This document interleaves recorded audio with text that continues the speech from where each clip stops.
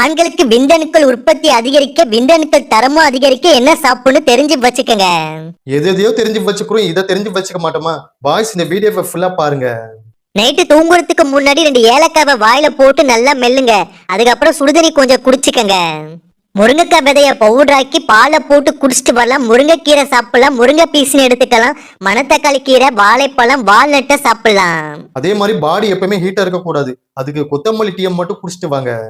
Boys இந்த வீடியோக்கு like பண்ணுங்க, அப்பதான் நிறைய பாய்ஸுக்கு இந்த வீடியோ போய் சேரும்.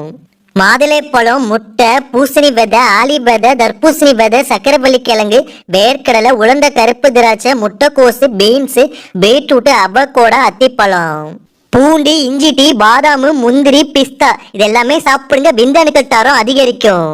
நீங்க இது எல்லாமே சாப்பிடுவீங்க தெரியும். அதே மாதிரி உங்க உடம்புக்கு ஏத்த மாதிரி தண்ணியை குடிங்க. அப்புறம் என்ன பாய்ஸ், இது எல்லாமே சாப்பிடுங்க, ஆரோக்கியமா இருங்க. உங்க ஃப்ரெண்டுக்கும் இந்த வீடியோவை ஷேர் பண்ணி விடுங்க. தேங்க்யூ.